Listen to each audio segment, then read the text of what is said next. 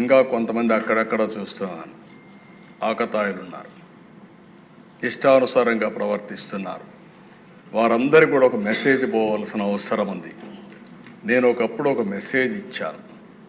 ఈ రాష్ట్రంలో law and order maintain చేయాలి, తీవ్రవాద సమస్య పరిష్కారం కావాలి, మత విద్వేషాలు లేని రాష్ట్రంగా మత సామరస్యాన్ని పెంచాలి. ముఠా నాయకులందరినీ ఒకటే మెసేజ్ ఇచ్చాను. తరతరాలుగా మీరు ముఠాలకు పాటుపడుతున్నారు, కుటుంబాలు లేకుండా పోయే పరిస్థితి వస్తూ ఉంది. ఇంక ఈ రాష్ట్రంలో జరగడానికి వీలు లేదని ఆ రోజు కూడా చాలా స్పష్టంగా కంట్రోల్ చేశాం. రౌడీలకు ఒక మెసేజ్ ఇచ్చాం. ఈ రాష్ట్రంలో రౌడీ అనేవాడు ఉండడానికి వీలు లేదు, ఈ రాష్ట్రం మీకు సహకరించదు, అలాంటి వాడు ఉంటే ఈ రాష్ట్రాల నుంచి పారిపోవడం బెటర్ అని చెప్పి కూడా హెచ్చరించా. ఇప్పుడు కూడా చెప్తున్నా, ఎవరైనా సరే రౌడీజం చేసి మళ్ళా తప్పించుకుంటామంటే అలాంటి వాళ్ళని ఎట్టి పరిస్థితుల్లో వదిలిపెట్టమని అసెంబ్లీ సాక్షిగా హెచ్చరిస్తున్నారని కూడా అయితే అధ్యక్ష, ఇవన్నీ జరగాలంటే ఈరోజు మనం చూస్తే కొన్ని చట్టాలు కూడా పగడ్బందీగా ఉండాల్సిన అవసరం ఉంది.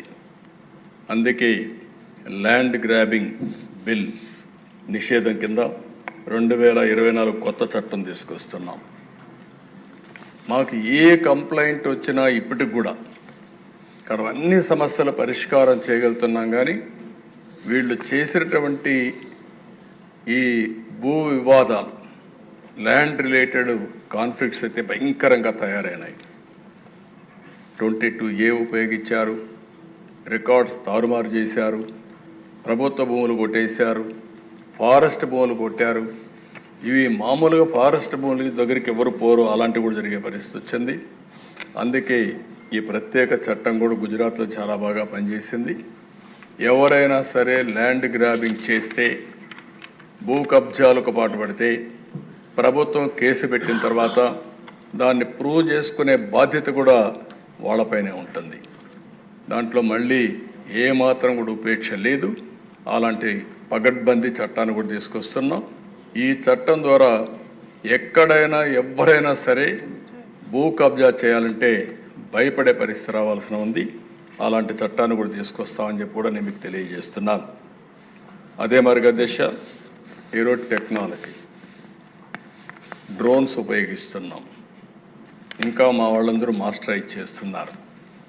అవసరమైతే డ్రోన్స్ ద్వారా నైట్ పెట్రోలింగ్ కూడా చేయడానికి, పోలీస్ పెట్రోలింగ్ బదులు డ్రోన్ పెట్రోలింగ్ చేయడానికి కూడా శ్రీకారం చుడుతున్నాం.